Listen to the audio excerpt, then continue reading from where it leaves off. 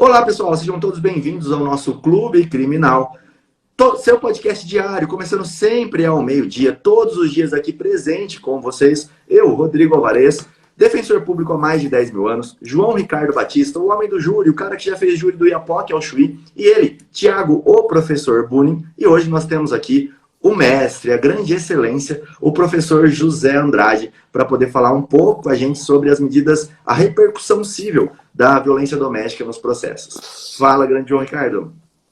Que felicidade, é mais um dia a gente está participando desse evento chamado Clube Criminal, que diariamente acontece aqui no Spotify. Agradeço a todos vocês que participam da gravação ao vivo nos Instagrams, Thiago Bunin, João Ricardo Batista e Criminal na Prática do Rodrigo Alvarez. Muito obrigado pela presença e também pela presença nas aulas de terça-feira às 8h45 no YouTube, no canal Criminal na Prática. Muito obrigado, Thiago Bunin, que é meu amigo, que também está aqui conosco. Dê um alô pro pessoal aí. Fala, pessoal, bom dia. Vocês sabem que o nosso Clube Criminal é nosso encontro diário, o único podcast gravado ao vivo e sem cortes, todos os dias, ao meio-dia. Eu, João Ricardo Batista e Rodrigo Alvarez estamos aqui com vocês. Os outros episódios do Clube Criminal você encontra lá no Spotify, tá? Você pode ver, são mais de 80 episódios do Clube Criminal já disponíveis no Spotify. E hoje, recebendo esse nosso, vou usar a palavra dele, convidado de excelência, Dr. José de Andrade. Tenho a honra de deixar a palavra para você. Bom dia, Dr. Zé. Bom dia, meus queridos amigos, né? Além de tudo, além de grandes profissionais, eu tenho a honra de ter esses três aqui como amigos. Quero poder conviver, inclusive, cada vez mais com todos eles. É um grande prazer desfrutar do conhecimento de vocês. E hoje, se eu puder dar a minha mínima contribuição para essa discussão tão bonita que vocês trazem todos os dias, para mim vai ser um grande prazer. Preparei algumas coisas aqui, que eu nunca falei na internet. Pela primeira vez eu vou falar desse tema. Eu nunca falei sobre isso na internet. Então guardei para falar sobre isso aqui no Clube Criminal. Repercussões, as medidas urgentes da área civil que você precisa efetivamente tomar quando está envolvido aí em um episódio de violência doméstica, especialmente quando está na defesa da vítima e não na defesa do agressor. É claro que também na defesa do agressor existem medidas que você pode tomar também, que você tem que saber. Hoje eu vou colocar o meu foco na defesa patrimonial da vítima. Um assunto muito, muito importante que, se não for tomado, medidas que, se não forem tomadas na hora, dificilmente vai ter volta. Então, vamos fixar aqui, e eu deixo vocês conduzirem aí. Se vocês quiserem já me passar a bola, eu já vou tocando, não sei como vocês costumam fazer, se vocês vão fazendo provocação, vão perguntando, ou não, eu já posso ir tocando aqui. Inclusive, Rodrigo, eu não sei como vocês costumam fazer, mas eu preparei aqui, como eu adoro preparar um mapa mental para todas as minhas aulas, eu preparei para essa também. Depois eu vou passar para o Rodrigo e o Rodrigo ver como é que ele distribui para a galera o mapa mental com as principais anotações desse nosso bate-papo.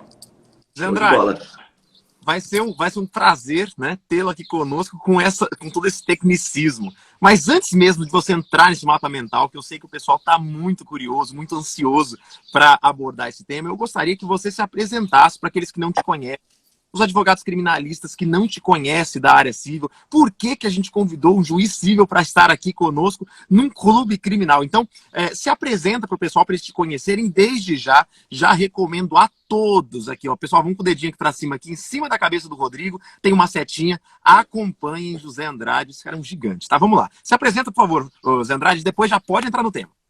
Ainda bem que você falou que em cima da cabeça do Rodrigo tem uma setinha, uma setinha que tem em cima da cabeça do Rodrigo. Bom, é um prazer, tá? Eu atuo como juiz de direito há mais de 19 anos. Eu me formei em 2000 e em 2002 eu tomei posse como juiz de direito no estado do Mato Grosso do Sul. Hoje atuo em uma vara civil em Campo Grande, no Mato Grosso do Sul, mas já atuei durante muito tempo em varas criminais, já atuei durante muito tempo com a violência doméstica e vou procurar transmitir a minha experiência prática. Se fosse aqui falar de teoria, eu ia falar para você, pega esse, que são os melhores livros da área. E você pode fazer isso, você deve fazer isso. Você tem que conhecer a teoria. Mas a teoria sem a prática, vai te levar a caminhos que não vão ser caminhos prazerosos, não. Assim como praticar sem ter teoria. Então você precisa juntar as duas coisas. E mais ainda na advocacia. Por que eu falo bastante para advogados? Primeiro, porque a maioria que me segue são advogados, né? E segundo, que infelizmente o advogado nem sempre tem a quem perguntar. Às vezes ele está advogando sozinho, no interior, ou mesmo na capital, mas ele não tem um parceiro de escritório, então ele se vê um pouco órfão. Eu nunca tive essa experiência na área, na questão civil da violência doméstica. Para quem que eu vou perguntar? Então a minha ideia foi, eu quero ser esse seu braço amigo, eu quero ser essa pessoa para quem você possa perguntar, tirar suas dúvidas práticas, como aquela prática jurídica que a gente tem na faculdade, mas que infelizmente acaba sendo uma prática aí de faz de conta, né? A gente sabe que a prática da faculdade, e isso não é culpa do aluno, né? É o modelo no qual ele foi inserido.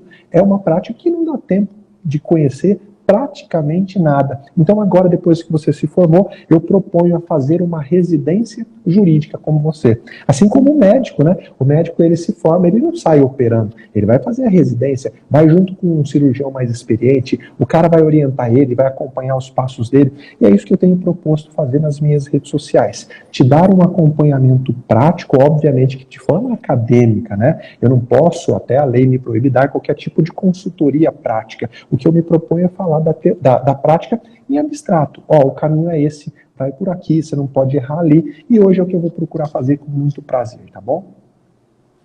Beleza, show de bola. Então vamos embora. Podemos começar com o que você preparou aí também, Zé. E eu acho que é até interessante, uma coisa que você fala sempre, que é na execução, né? Falando assim, olha, eu estou ensinando como você encontra os bens do devedor. Mas se você souber como encontra os bens do devedor, quais são as medidas que o seu adversário vai tomar, você também está bem preparado se você estiver defendendo a pessoa que está ali sendo executada naquele processo. Aqui é a mesma coisa. Se você souber quais são as medidas que a vítima pode tomar, na defesa do réu também você vai estar bem preparado ali. Então vamos lá para o que você preparou aí. Beleza. Eu estou curioso. A questão é o seguinte, quando a gente olha, principalmente a Lei Maria da Penha, né, que é lá o instrumento maior quando a gente está falando de violência doméstica, a gente não pode ver essa lei dissociada do Código de Processo Civil, do Código de Processo Penal. Tá? Ela é uma lei que veio para tratar de uma situação específica, mas obviamente que nem tudo cabe nela. Então, a própria lei fala que aquilo que não tiver ali escrito, você vai se valer das normas que estão no Código de Processo Civil, no Código de Processo Penal. O que a gente precisa entender da Lei Maria da Penha, isso fica muito claro quando você começa a fazer a leitura simples dela, é que ela tem como objetivo dar a proteção total à mulher, a proteção integral. E na minha cabeça, a gente só pode falar de proteção total se a gente incluir nessa proteção também a proteção patrimonial. Não adianta nada a gente salvaguardar aí a vida, a integridade física da mulher e deixá-la lá à ruína, na rua da amargura. Ou seja, além de ter sofrido uma violência, ela ainda vai ter que seguir a vida sem nada do patrimônio que muitas vezes ela ajudou a construir. Então, quando a gente fala em dar proteção através da Lei Maria da Penha, na minha cabeça só faz sentido se essa proteção for integral. E aí o que nós vamos mostrar hoje é como fazer isso na prática, né? O que a gente raramente vê. E aí eu já começo a perguntar para o Rodrigo. O Rodrigo atua constantemente com violência doméstica. Rodrigo, você vê essa proteção integral sendo dada ou sendo pedida na prática? Você vê no seu dia a dia alguém pedindo proteção patrimonial ou isso é raro de ver? Responde aí e depois eu já emendo no meu conteúdo. Eu nunca vi dentro de uma medida protetiva, por exemplo, um pedido de proteção patrimonial. É muito, muito raro acontecer. O que a gente vê é bem uma divisão mesmo de uma lei que não era para ser dividida, em que a parte de medida protetiva, a parte criminal corre de um jeito e a parte civil corre naquele âmbito geral. Então ela vai para a vara de família, ela está lá naquele lugar comum, naquela vala comum dos processos em que há uma separação normal de um casal e uma separação em contexto de violência doméstica. E sabe, até uma visão que a gente tem, o Rodrigo tem muito mais do que todos nós isso, acaba acontecendo daí por conta da falta dessa proteção patrimonial e até por falta de uma produção de prova, de um contraditório dentro do próprio juízo criminal quanto à matéria patrimonial, nas varas de violências domésticas, em todos os casos de condenação, óbvio que algum caso ou outro destoa, mas tem meio que um patamar normal, né, Rodrigo, da indenização para a vítima. aquela indenização que hoje está prevista no Código de Processo Penal, ao final, com a sentença condenatória, lá no artigo 387, inciso 4, ela acaba sendo meio que um padrãozão, né, Rodrigo? Acaba que normalmente é o mesmo valor que a juíza arbitra para todos os casos, né, de indenização para a vítima pelo dano que ela sofreu com aquele caso. E isso acho que se deve muito por falta de uma proteção patrimonial, que é o nosso assunto de hoje. Exato, a única parte que você vê que entra no patrimônio é essa da indenização, que não é uma proteção patrimonial. É algo que ela vai receber em decorrência do delito que ocorreu com ela, né? É uma outra... E aí eu vou além, né? O que adianta chegar ao final, o juiz ou a juíza fixar a indenização se o patrimônio do agressor já foi esvaziado? Você vai pegar aquela sentença, vai pôr um quadrinho lá na parede, porque ela não vai servir para nada. Então, antes de você pensar em pedir uma indenização por dano patrimonial, por dano moral, você tem que se preocupar em proteger, em resguardar o patrimônio do agressor para que esse patrimônio não seja esvaziado. Essa é a principal preocupação. Não adianta nada, senão é um esforço à toa, esforço da parte, esforço do juízo, você consegue uma indenização e depois chega para a cliente e fala, tá aqui a sua indenização. Ela fala, tá, mas como que eu transformo isso em dinheiro? Você fala, agora não sei, ele já assumiu com todos os bens. Por isso que tomar medidas de proteção no começo, logo de cara, é muito importante. Eu queria começar falando como que a Lei Maria da Penha fala da competência. E lá ela dá algumas pistas sobre competência, né? A Lei Maria da Penha, lá no artigo 14A, ela fala assim, ó, que a ofendida, ela tem a opção de propor a ação de divórcio ou é uma dissolução de uma união estável no juizado de violência doméstica contra a mulher. Ela tem essa opção. Ela pode, inclusive, propor, na onde tem a vara específica da violência doméstica, ela pode propor o divórcio ou a dissolução da união estável lá. Mas a própria lei fala que a partilha dos bens deve ser feita na vara civil. Então, lá na vara da violência doméstica, você não vai pedir partilha de bens. Você vai falar assim, olha, ele me agrediu, eu não quero mais viver com ele, eu quero uma medida protetiva, uma separação de corpos, e eu quero que seja decretada a partilha de bens. Não. Isso a lei expressamente fala que você não pode fazer.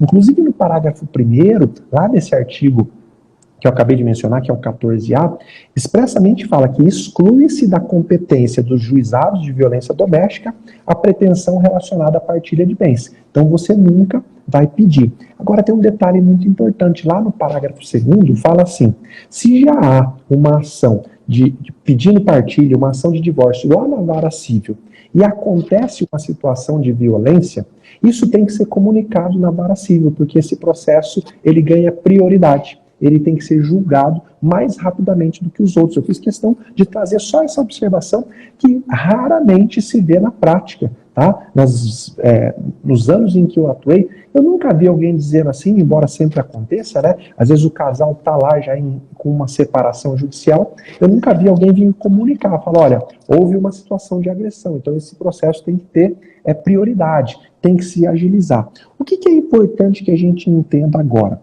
Que embora a Lei Maria da Penha, embora as varas, né, de violência doméstica não tenham competência para tratar de partilha, a Lei Maria da Penha ela veio expressamente dizer que o juízo lá da violência doméstica ele pode determinar diversas medidas cautelares de proteção patrimonial. É sobre isso que a gente vai falar. São as medidas que o próprio juízo lá da vara de violência doméstica, as providências cautelares de proteção que esse juízo pode tomar. E que você, como advogado, a partir de hoje vai começar a pedir. Tá? Você não tem que entrar com uma ação cautelar, inominada, antecedente, o caçamba 4 na vara civil. Não, você vai pedir ali mesmo, para o juízo da vara de violência doméstica.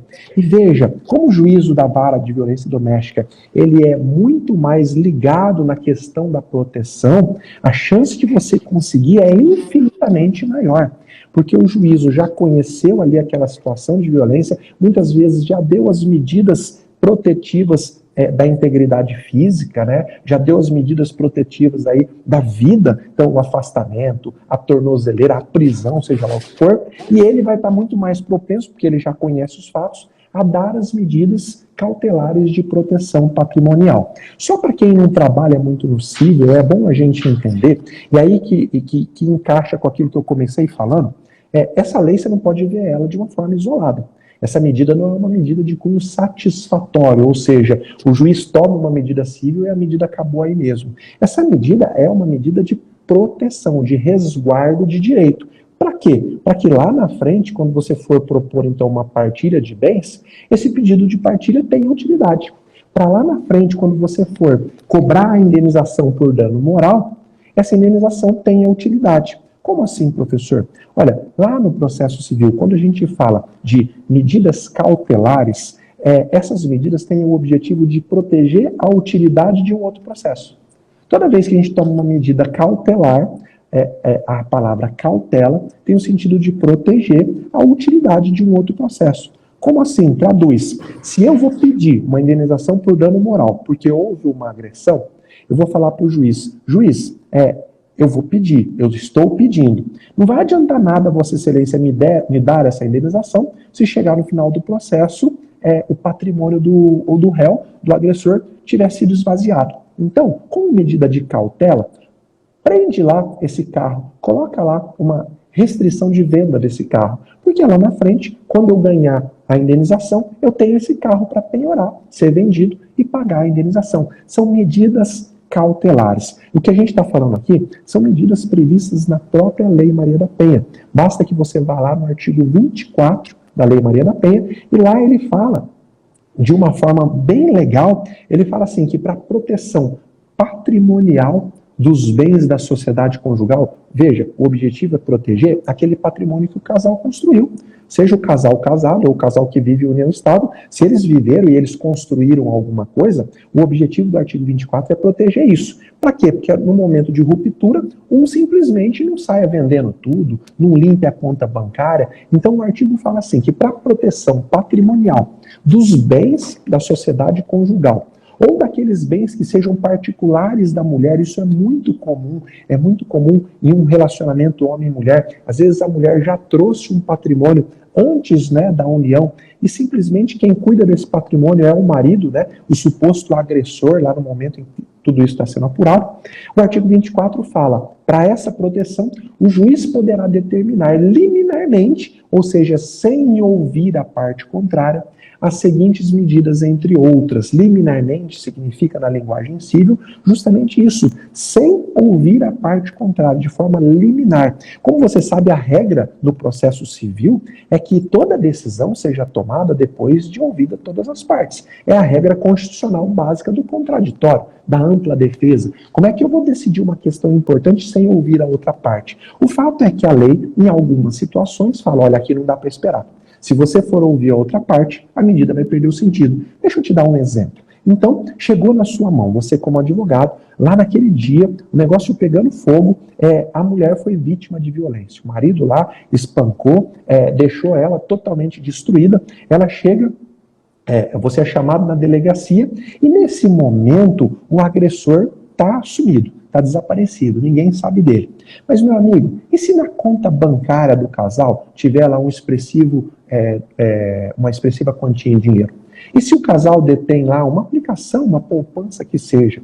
Se você não fizer nada exatamente naquele momento, sabe o que vai fazer? Com um clique, ele transfere para o nome de qualquer pessoa e esse dinheiro vira pólvora, você nunca mais acha. Então, só para você entender que o artigo 24 dá esse tipo de proteção. Lá mesmo, dentro do procedimento da Lei Maria da Penha, você vai pedir, com base no artigo 24, de imediato, porque o artigo fala assim, ele sugere algumas medidas e ele fala, entre outras, ou seja, ele deixa em aberto, poder geral de cautela do juiz. O juiz pode dar as medidas que ele sugere lá em 4 incisos, ele fala em 4 incisos, entre outras. Então, entre outras, cabe qualquer coisa, desde que você mostre para o juiz que aquela medida é necessária para resguardar a ameação, aquilo que compete à vítima. Por quê? Porque a vítima não pode ser agredida e ainda perder o seu patrimônio. Não tem nenhum sentido disso. Se a gente está falando em proteção integral, a gente precisa falar da proteção como um todo. O que a gente pode ver na prática? O que eu sempre sugiro que você peça na prática, tá? É claro que, como a lei fala, entre outras, vai da sua criatividade e vai daquilo que você vive no seu dia a dia. De imediato, você tem que pedir o bloqueio de conta corrente, conta poupança, de todo tipo de ação. Como é que o juiz faz isso? Através do Cisbajude. Então você vai pedir, com base no artigo 24, que seja bloqueado ao menos 50% do que o agressor tiver em qualquer instituição financeira. Por que ao menos 50%? Porque ao menos 50% é aquilo que teoricamente pertence à vítima, que você vai cobrar lá na ação de partilha. Veja, a competência para partilha não é do juízo da violência. Ele tem competência para dar as medidas cautelares. Então, essa é a primeira coisa que você tem que pedir. Outra coisa, automóvel. Se um casal com comunhão de esforços adquirir uma moto, um carro, seja o que for, se você de imediato já não tomar uma medida de cautela, sabe o que vai acontecer? Esse carro vai virar pó, vai sumir, ele vai ser vendido, e aí um terceiro de boa-fé, que não tem nada a ver com a história, não vai ser penalizado. Então, de imediato, você vai pedir para o juízo anotar lá no sistema chamado Renajude uma restrição de venda desse carro. Só isso. Você não está pedindo a busca e apreensão do carro, você vai falar assim, juízo, esse carro não pode ser vendido, porque metade dele pertence à vítima. Como medida de proteção patrimonial, eu quero que você anote lá no prontuário do veículo que ele está impedido de ser transferido. Ou seja, se o agressor procurar uma pessoa e oferecer o carro, essa pessoa nunca vai poder alegar que é um terceiro de boa-fé, porque está lá, impossibilidade de venda. Você deu proteção a esse carro. E claro, nós estamos falando de proteções mais sensíveis, né? Agora, vamos falar de uma família humilde, uma família onde, às vezes, os maiores bens que eles têm estão lá dentro da casa. Às vezes é um computadorzinho que foi comprado com um suor lá para o filho poder estudar. Às vezes é um celular que foi adquirido com esforço comum, mas hoje qualquer celular tem valor financeiro grande. Às vezes é televisão, é máquina de lavar. E geralmente na prática o que a gente vê? Tudo isso some. E a pessoa fica realmente sem nada, tem que reconstruir a vida. Que medida prática que você pode pedir lá no juízo da violência doméstica? Que de imediato um oficial de justiça, um servidor do cartório, seja lá quem for, faça um arrolamento dos bens que compõem a casa do casal. Ele vai lá, vai descrever, item por item. Meu amigo, o que isso salva briga posterior lá na partilha, que eles ficam dizendo, mas tinha isso sumiu, mas tinha aquilo, isso sumiu. Todos nós aqui que trabalhamos na prática já vimos isso, né? Esse tipo de medida simples salvaguarda o patrimônio da vítima. E olha, pode parecer às vezes para muitos que isso é besteira, mas só quem já viu na prática a tristeza nos olhos, né, das pessoas que vê, tem pessoas que às vezes o casal se separa e ainda está nas primeiras parcelas do pagamento de uma geladeira. Isso é todo o patrimônio que eles têm. Então pode não ser importante para você, mas é importante para o seu cliente esse tipo de medida prática. Uma medida assim muito efetiva, Rodrigo, é, por exemplo, busca e apreensão de documentos que possam comprovar, por exemplo, uma construção feita em comum. É muito comum o casal construir um terreno alheio. Então, por exemplo, o casal se junta e aí começam a construir no terreno da sogra. Oh, ideia maldita essa, né? Vamos construir no terreno da sogra. E aí o casal se separa, o agressor fala assim, não, o terreno é da minha mãe, tá lá, tá na casa dela, olha aqui o documento. E aí, qual medida de proteção patrimonial você pode pedir nesse momento para lá na ação onde você vai discutir a partilha, você ter garantia? Bom, de imediato, muito provavelmente que se vocês construírem com esforço comum, pode ser que tenha documentos de compra de material, recibo de pagamento de pedreiro, tudo que tiver, e na maioria das vezes acaba ficando isso na posse do homem, você deve pedir como advogado, busque a apreensão de tudo que possa servir como prova dessa construção em comum. É claro que isso também depois vai poder ser provado por testemunha, mas busca e apreensão, o próprio juízo ali da vara da violência doméstica já pode deferir. Outra coisa, aluguel. Imagina, é muito comum, o agressor, ele recebe todo mês o aluguel de uma casa que nem está registrada no nome dele. É uma casa que ele recebeu de herança, mas nunca abriu o inventário e para ele está tudo certo, ele fica recebendo o aluguel todo mês. Para que ele vai abrir o inventário? De imediato, você já pode pedir que o inquilino seja notificado para que metade daquele aluguel seja depositado no processo. A outra metade, que pertence ao agressor, pode continuar sendo paga para ele. Veja, são inúmeras medidas. Vamos falar em... Pode falar. Eu até queria, para esclarecer para o pessoal, porque a gente tem muita gente do criminal que acompanha a gente aqui, que está vendo um ambiente novo, um cenário novo, que nunca tinha pensado nessa forma de utilizar a Lei Maria da Penha, como o Dr. Zé de Andrade está explicando para a gente aqui hoje. E aí, eu queria que você esclarecesse para o pessoal, Zé, se essas medidas todas que você estava citando até aqui, né, isso parece que já ficou bem claro, elas são medidas que são pedidos direcionados à juíza da vara de violência doméstica, né? Exatamente. Esses pedidos são direcionados para a juíza da vara de violência doméstica. Tudo isso que o Dr. Zé de Andrade está falando de proteção patrimonial, com previsão no artigo 24 da Lei Maria da Penha, são pedidos direcionados para a vara de violência doméstica. A medida cautelar, a medida protetiva vem da vara de violência doméstica, ainda que a futura discussão sobre a partilha seja feita no juízo civil. É isso? O que a Lei Maria da Penha quis fazer? Ela quis dar poder para o juízo que acabou de conhecer da violência possa resolver todas as outras circunstâncias. Por quê? Porque imagina, o juízo conheceu todos os fatos, viu todas as provas, mas ele não consegue dar proteção patrimonial, tem que ir para um outro juízo, conhecer tudo de novo, ouvir tudo de novo, para só depois dar a proteção patrimonial. Então, a princípio, aquilo que na cabeça de alguns até bugam a cabeça, falar, isso não faz muito sentido, né? Sim, o juizado da violência doméstica, a ideia é que ele tenha uma competência mista. Híbrida. Híbrida, né? Não para todos os assuntos. A lei já excluiu a partilha.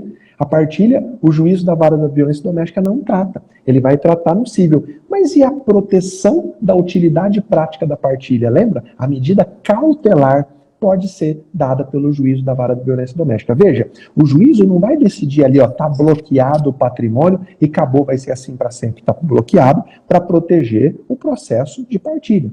Lá na partilha, o juízo civil vai decidir o que vai competir a cada um e ele pode, inclusive, alterar aquela disposição, já de forma definitiva. Quando a gente fala em medida cautelar, ela tem natureza provisória. Vai ser assim até que se decida em definitivo. E a decisão definitiva, sim, vai ser dada lá no juízo da partilha, tá? É bom que isso fique claro. Obrigado, Thiago, pelo esclarecimento. Eu tinha feito no começo, mas muita gente vai entrando, né, ao longo da live, então é bom a gente lembrar. O que nós estamos mostrando aqui? Que você pode ser totalmente diferenciado. Você pode trabalhar com a proteção integral. Não é só conferir à vítima a proteção da integridade física. Eu vou proteger a sua integridade física, mas vou proteger seu patrimônio. Afinal de contas, todos nós almejamos prosperar na vida. Veja, a pessoa sofre uma agressão e depois ainda fica na rua da amargura, sem nada, porque o agressor, além de tudo, ainda a agrediu patrimonialmente. E aí, o Rodrigo acho que quer falar alguma coisa, mas depois eu queria falar exatamente da configuração da violência doméstica. Muita gente não sabe, mas vários atos de violência patrimonial também caracterizam violência doméstica. Fala aí, Rodrigo, depois eu falo desse ponto. Eu ia tocar em dois assuntos, um era esse, mas já que você vai falar, vou deixar para você. Um deles que eu queria falar é a questão da proteção, que acontece muito. Vamos supor que eles moram de aluguel, o casal. E o cara que paga o aluguel, porque é ele que domina a finança ali. E até disso que você vai falar daqui a pouco. Quando eu, homem, tenho todo o dinheiro da casa e não deixo nada para a mulher. Quando retira o homem do lar, o que é comum de acontecer? Ele para de pagar o aluguel e a mulher tem que ser retirada daquele local. Aconteceu agora com a esposa do DJ Isso, pelo menos pelas notícias aí que apareceu. Ela teve que se retirar da casa onde eles moravam porque parou-se de pagar a construtora que fez a casa. E uma medida cautelar interessante é você obrigar o agressor que foi afastado do lar a continuar pagando aquele aluguel, pelo menos por um determinado período, até que a mulher possa se restabelecer, entender se ela vai continuar naquela casa de aluguel, se ela vai ir para um outro local, porque senão ela vai ficar desassistida. E às vezes uma atitude precipitada do advogado ali naquele momento, de querer retirar o agressor sem saber dessa medida anterior, ele vai retirar o agressor, mas ela também vai ficar sem então onde morar. Então esse era um cuidado assim, que eu gostaria de pontuar. E rapidinho só o outro, tem muita gente que acha que onde não tem juizado de violência doméstica misto, que é na maioria do Brasil, não se pode pedir medidas cíveis, por exemplo, a separação no criminal, quando isso não é verdade. O artigo 33 aqui da Lei Maria da Penha, ele fala que enquanto não estruturados os juizados, as varas de violência doméstica terão competência civil. Ele fala, tipo, ipsiliteris, as varas criminais acumularão as competências cíveis. Então, esse artigo aqui não dá poder para o TJ dividir uma vara de violência doméstica como acontece aqui em Campo Grande, por exemplo. É o juízo do criminal que está acostumado, especializado na violência doméstica, que tem que decidir aquela separação. Só esses dois pontos aqui.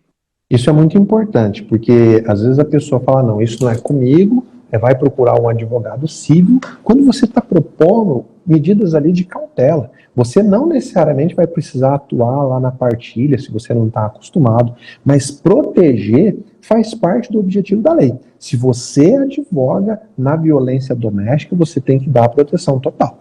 É como se, sei lá, um seguro protegesse só metade do carro. Se você bater a parte da frente, eu pago, a parte de trás, se estragar, eu não pago. Então você, para ser um advogado efetivamente que atua na violência doméstica, você tem que saber dar essa proteção total. Aquilo que você falou, Rodrigo, no que diz respeito ao aluguel, faz muito sentido, porque também como medida protetiva, pode ter o estabelecimento do pagamento de uma pensão. Ainda que provisória, ainda que ela venha depois a ser alterada no juízo civil, porque todo relacionamento gera consequência. Lá no Código Civil, uma das consequências de um relacionamento conjugal, seja casamento, união ou estável, pode ser a dependência econômica. Então, quando, por exemplo, o marido fala, não, você não vai trabalhar, eu que vou trabalhar, às vezes até força a mulher a parar de trabalhar, e ela fica lá em casa, como se não estivesse trabalhando, né?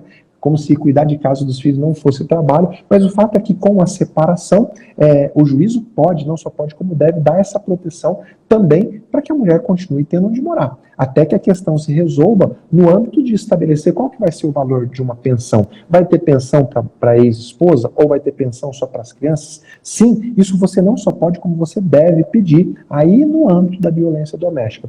Rodrigo, a gente estava comentando esses dias atrás, a área que mais cresceu, infelizmente, com a pandemia, né? Infelizmente, as pessoas ficaram em casa, os conflitos familiares cresceram demais.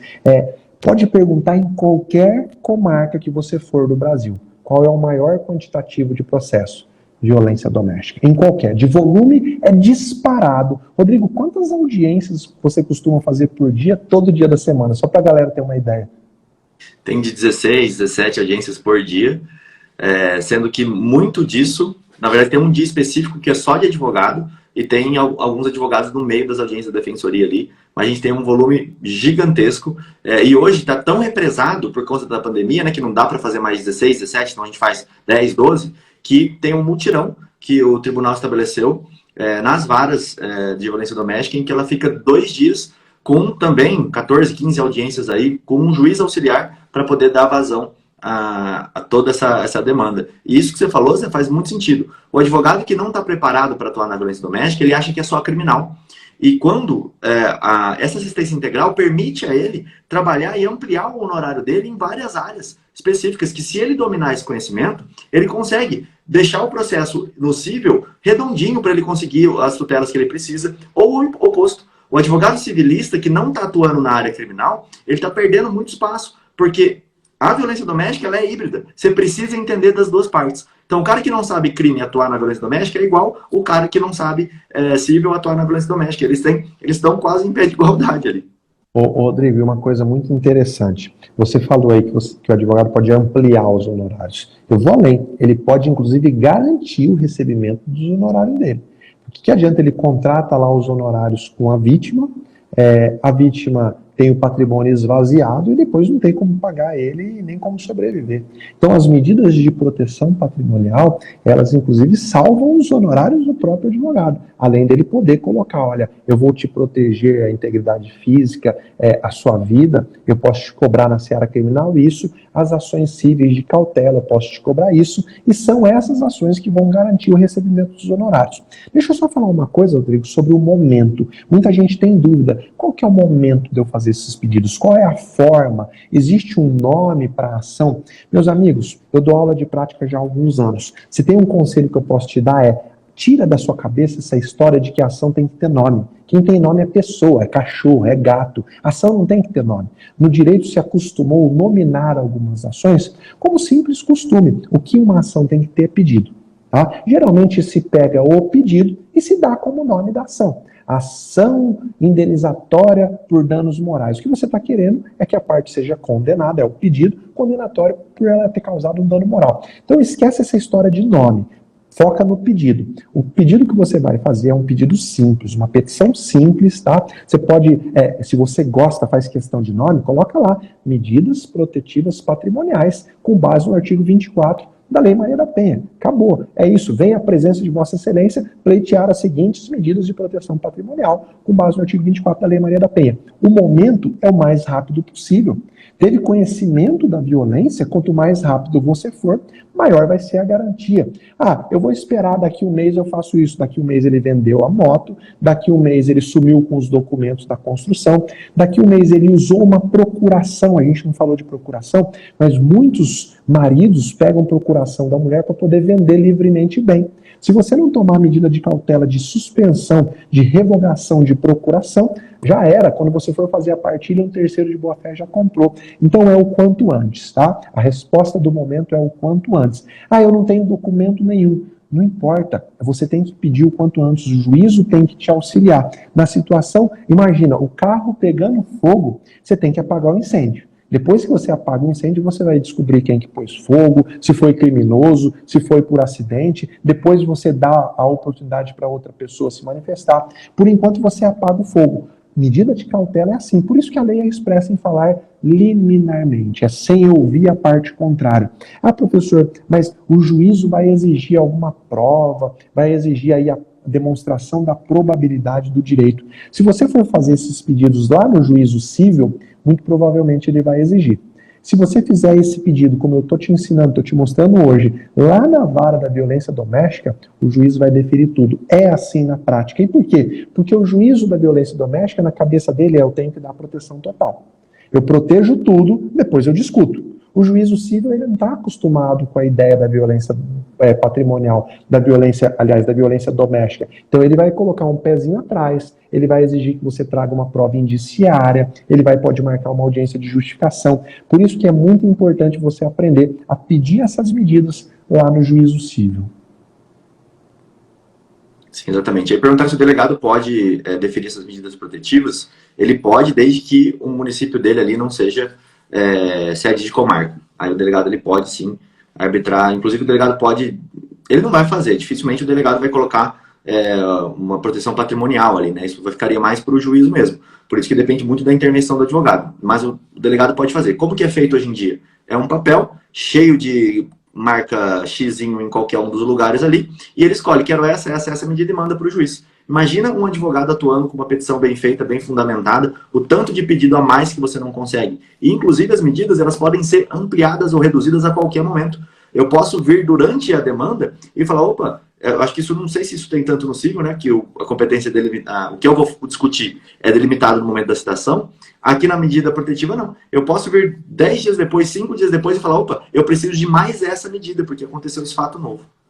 Rodrigo, uma coisa muito importante que a gente tem que sempre ficar ligado é que, às vezes, já preparando uma separação futura, ou já pensando, eu vou deixar essa mulher, pode ser que o agressor, ele vai tomando medidas patrimoniais. Por exemplo, ele começa a tirar os bens do nome do casal e colocar no nome de uma firma. Ele fala para a mulher, não, vamos passar para o nome da empresa, vai ser melhor para a gente. Mas a mulher nem tem ideia que a empresa nem está no nome dele. Às vezes ele já colocou a empresa no nome do irmão, no nome do cunhado, no nome de seja lá quem for, no nome de um laranja, e aí ele vai esvaziando o patrimônio. Eu estou tocando nesse assunto para a gente poder falar daquilo que está previsto lá no artigo 7º, no inciso 6º da Lei Maria da Penha.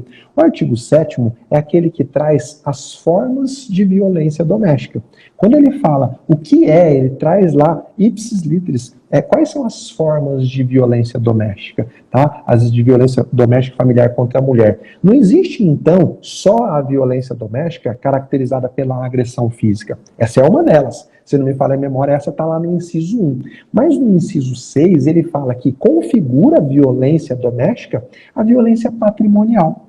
Mas o que é a violência patrimonial? Ele traz aqui várias atitudes que se pratica com muita, vamos dizer assim, com muita frequência no mundo civil e que a gente nem se liga.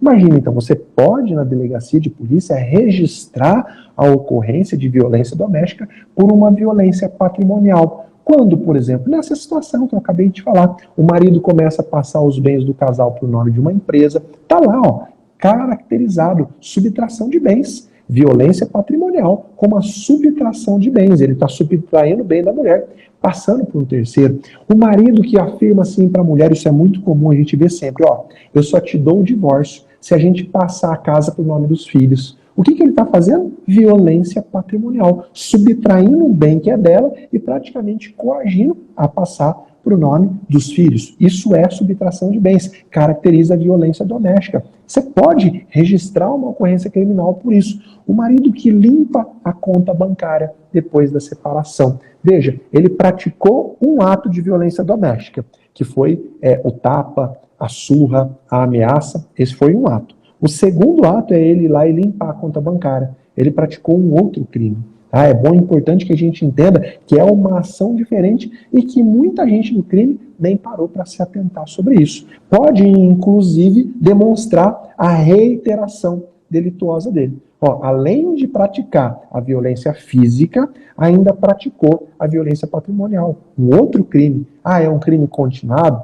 Aí é a questão da discussão penal. O fato é que são tipos penais separados. Um previsto lá no primeiro inciso e outro previsto no inciso 6º. O marido que some com o carro do casal, subtração de bens, violência patrimonial. Todas essas ações, eu queria que ficasse fixo aqui, todas essas ações que atingem o patrimônio caracterizam a violência patrimonial. Rodrigo, você já viu alguém ser processado no âmbito da violência doméstica por violência patrimonial?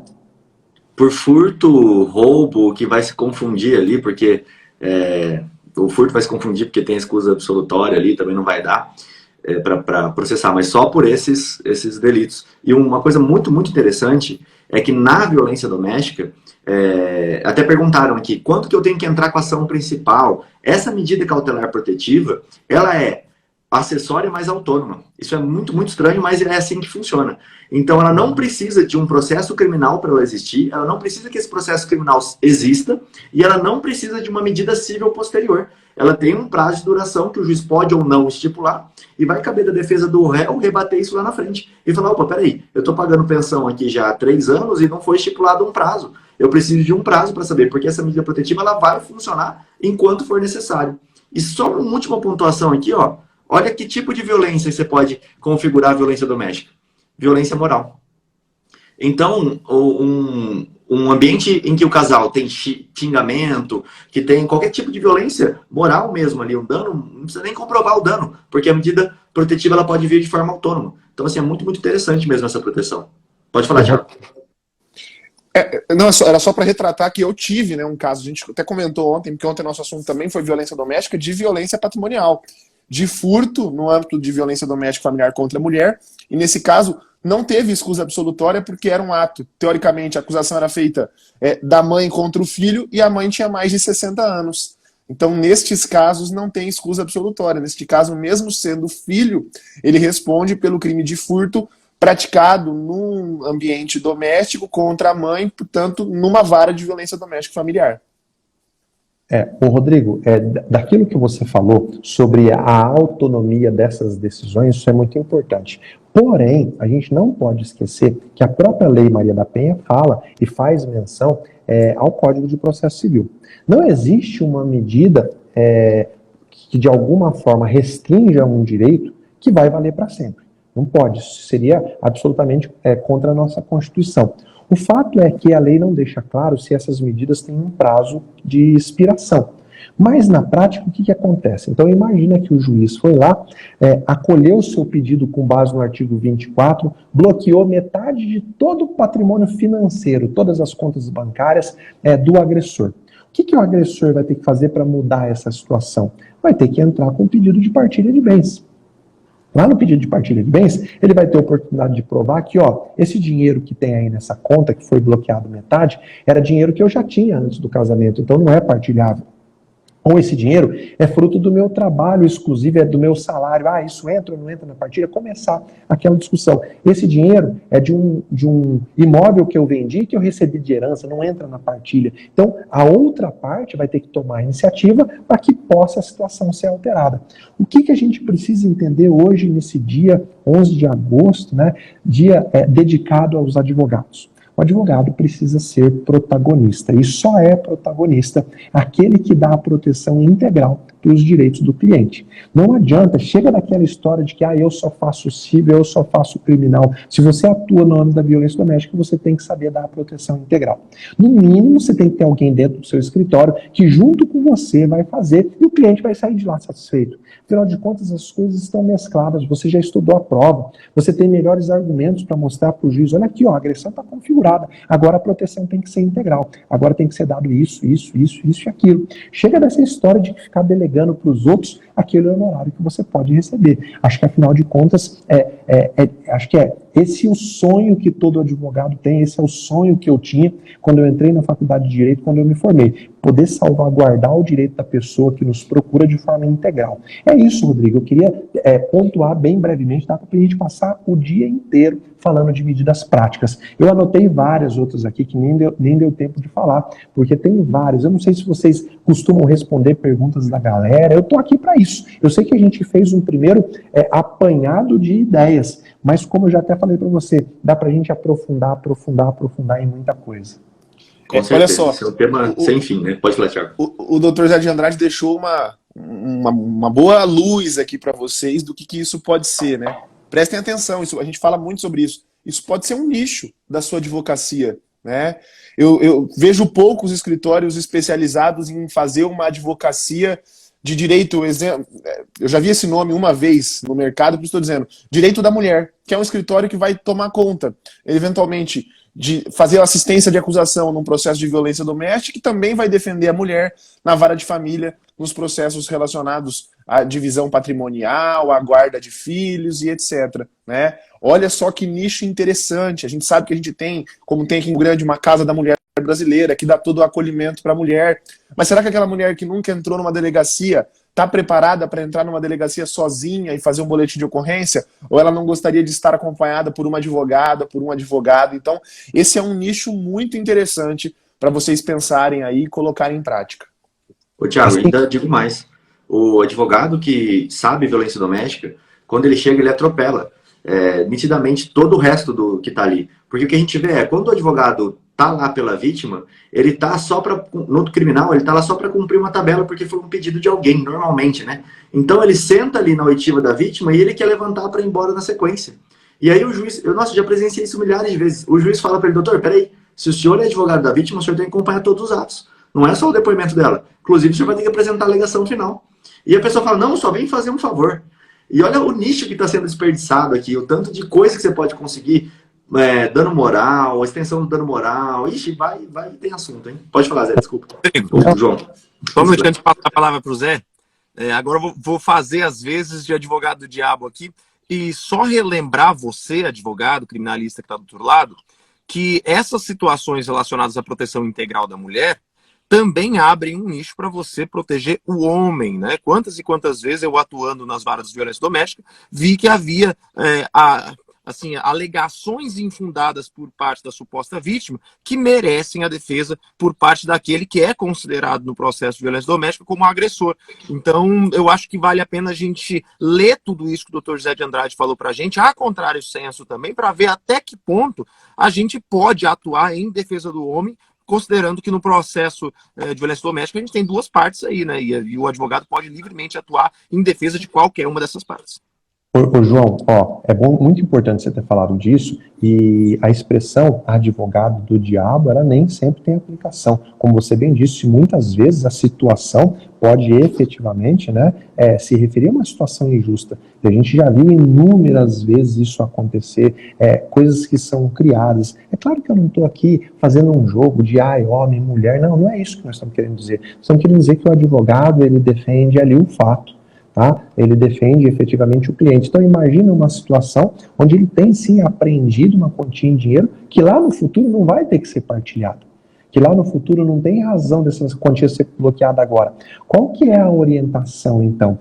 O suposto agressor te procurou, mostra a sua boa fé para o juízo. de cara já apresenta toda a vida patrimonial, de cara já se coloca à disposição do juiz, ó, os nossos bens são esses, por uma possível partilha. Eu concordo que seja anotada uma restrição para a segurança dela. Você mostra a sua boa-fé lá para o juízo da violência doméstica. Pode ter certeza que a leitura que ele vai fazer de todos os fatos é uma leitura completamente diferente. Agora, o agressor, o suposto agressor, não vai saber fazer isso. Ele só vai saber se ele estiver bem orientado por um advogado que conhece esse tipo de ferramenta.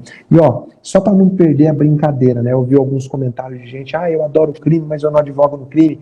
Tá aí uma área que você pode mesclar as duas coisas. Lembra na faculdade que falava assim, ó, apaixone-se pelo crime, mas case pelo civil? Aqui você pode namorar os dois, não tem problema nenhum. Exato, e até perguntaram aqui, como é que faz quando essa medida protetiva ela é falsa? Foi uma denúncia falsa, a mulher foi lá e mentiu. Sabe o que acontece nesses casos? Provavelmente ela vai conseguir o direito, porque a lei é super protetiva. Então, aí que o outro lado vai precisar saber atuar. É isso que vocês falaram, casa perfeitamente. É nesse momento que o advogado vai ter que ter habilidade para, com todo o cuidado do mundo, demonstrar que aquela denúncia, naquele ponto específico, ela está sendo falsa. Por quê? A maioria vai querer proteger e vai entender que aquela mulher também precisa de proteção, porque a lei é assim. A lei ela é super protetiva. Tanto que quando os assistidos chegam lá para mim na minha sala e falam, doutor, mas o que ela está falando é mentira. Tá só a versão dela contra mim. Eu falo, pois bem, mas só a versão dela contra a sua ela ganha. Porque a lei fala que ela vai ter mais relevância na fala dela. Então eu preciso de uma prova para além disso. Porque se não for assim, você, no empate, no 0 a 0 ali de uma palavra de um contra o outro, você vai perder. E ó, o mais legal nessa questão da proteção patrimonial, eu vi uma pessoa colocando aqui, e depois quando o casal reata, e aí você vai cobrar dos dois para desfazer todas as medidas de proteção patrimonial. Afinal de contas, advogado não trabalha de graça, né? Exatamente, e é um problemaço esse. Porque quando o casal reata, para tirar a medida protetiva, também é complexo. Não é uma coisa simples e rápida, que você vai lá e fala, pronto, reatamos, retira a medida. Eles vão investigar muita coisa ali. Então, uma outra oportunidade aí, né? Exato, não tinha pensado nesse lado. Mas eu faço muito, né? Pedido de revogação ali. Ô, Rodrigo, lembrando o pessoal que atua no crime aqui, a gente tem aquela Tô me ligando aqui, desculpa. A gente tem aquela irretratabilidade da representação em crimes que assim o requer depois, né, do oferecimento da denúncia. Então, é importantíssimo a gente também saber lidar com as questões que são extrajurídicas, que envolvem um casal, e sabendo que as consequências daquilo que as partes fazem, né, sobretudo quem procura o judiciário para o prosseguimento de uma ação criminal, né, tem situações que são irreversíveis. E aí saber orientar esse cliente nesse sentido é fundamental. Não, o mais legal é lembrar que a parte civil não é. A parte civil eles podem se retratar. Pode desbloquear o carro, pode desbloquear os bens, a gente já reatou. O civil vige o princípio dispositivo, as partes fazem o que quiser com o patrimônio. Então, se a proteção criminal, uma vez é de interesse do Estado apurar aquela agressão até o final, como forma aí de educar a sociedade para que haja de maneira diferente, a questão patrimonial não. Então dá sim para desfazer, por isso que é importante colocar certinho o conhecimento civil no lugar civil, conhecimento penal no lugar penal, e você ser um advogado completo e atuar com força na violência doméstica. Olha só, só para fazer um link aqui entre isso que a gente está falando, a disponibilidade de bens jurídicos tutelados pelo direito penal e pelo direito civil. Alguns bens são indisponíveis, por isso que eles são irretratáveis. A gente fala de dignidade sexual. Tem como você dispor da sua dignidade sexual? Não. Mas o seu patrimônio tem como dispor. Então é importante a gente sempre olhar para isso. Que tipo de bem jurídico a gente está tratando nesse momento? É um bem jurídico patrimonial, pode se dispor, pode se convir, né, fazer uma convenção, pode fazer o que quiser dentro, né, depois. Agora, bens, quando a gente trata de intervenção mínima do Estado, direito penal, bens jurídicos indisponíveis, aí não tem o que se falar em composição entre partes, né? E só para a gente fechar nessa distinção, né, eu ia ter falado quando o Dr. Zé de Andrade estava falando do artigo 24 da proteção patrimonial, né? A gente tem muito a cabeça rígida, fechada aqui no direito penal, porque aqui não existe um poder geral de cautela, porque aqui a legalidade é muito importante. O juiz não pode inventar uma medida cautelar que não esteja no rol do artigo 319, por exemplo, do CPP. Mas lá no artigo 24 vale tudo aquilo que o Zé de Andrade falou, vale toda a criatividade para você buscar uma proteção patrimonial, Porque essa medida é uma medida que ela vai beber da água do processo civil e lá admite poder geral de cautela. Então, para proteger patrimônio, tenha bastante criatividade na sua cabeça para buscar todas essas medidas que ele citou aqui. E eu anotei, viu? Bloqueio de ao menos 50%, anotação no veículo no Renajude, oficial de justiça para rolar bens e várias outras. Aprendi muita coisa hoje. E olha só que interessante até, né? A gente estava falando essa questão. Uma das teses que a gente utilizava na medida protetiva era que ela era uma medida acessória, e por isso ela dependeria de uma principal, e se não fosse, qual que é o prazo, Zé, para você entrar com a ação quando você entra com uma cautelar? São 6 meses? Eu não lembro qual que é o prazo. Em regra, 30 dias, né? Tá. A gente usava basicamente a regra do civil, por isso que eu já não lembro mais, e falava, olha, pediu a medida cautelar, mas não teve mais nada. Não fez boletim de ocorrência, não teve uma medida civil, e a decisão pacífica dos tribunais foi, teve uma briga no começo, mas depois a decisão pacífica foi, não, a medida protetiva ela é autônoma, ela, apesar de ser acessória, ela é autônoma. Ela pode vigorar pelo tempo até um juiz revogar essa medida. Então ela fica arquivada, e quando o juiz não põe prazo, ela fica arquivada lá e fica vigorando. E o melhor para a gente poder fechar isso tudo, se você fez uma medida protetiva com um bloqueio de bem, por exemplo, e o cara vendeu esse bem ou qualquer outra coisa parecida, é um crime de descumprimento de medida protetiva do 24A.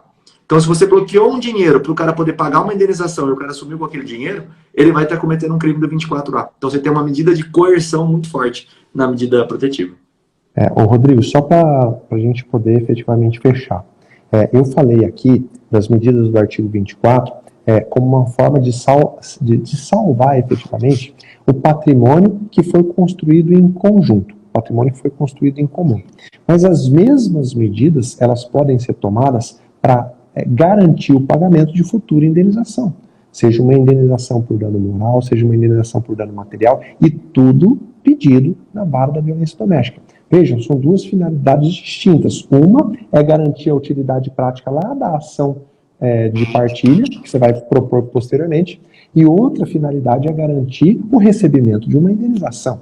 Afinal de contas, não adianta nada indenização sem o pagamento. O que vale no final do mês é o alvará no bolso. Então, você pode usar para todos os fins. Uma coisa prática que você não vai ouvir ninguém falando, nós já até pontuamos aqui, mas acho que vale a pena falar. É mais fácil conseguir essas medidas na vara de violência doméstica do que fora dela. Por quê? Aí é assunto para uma outra live. Com certeza. Bom, Zé, brigadão pela presença aqui da gente. Com certeza foi o recorde de audiência que a gente já teve aqui no nosso Clube Criminal. Não será a última vez, vai voltar aqui mais vezes para a gente poder ampliar esses assuntos. O pessoal do crime acho que gosta bastante de entender um pouco esse outro lado. Para quem não entende, muitos que estão aqui advogam nas duas áreas, a gente sabe disso. Então precisa dessa complementação sempre. Então, brigadão por você estar aqui, expondo o seu tempo aí, ficando essa hora com a gente. Valeu! Imagina, eu quero agradecer ao Rodrigo, grande amigo aí, quero agradecer ao João também, ao Thiago, parabéns pelo trabalho que vocês vêm fazendo, tá? Engrandecendo aí o conhecimento. Quando a gente compartilha aquilo de mais valioso que a gente tem, que é o conhecimento, a gente cresce de uma forma assustadora e não é por outro motivo que vocês estão crescendo, com a vida cada vez mais abençoada, com a profissão cada vez mais abençoada, que vocês sejam exemplos, já são, né, exemplos para muitos dos que estão assistindo aqui. Quantas vezes me chamar, serão as vezes que eu estarei aqui. Obrigado mais uma vez. E sempre lembrando para quem chegou no decorrer da nossa live, já vi uma pergunta aqui.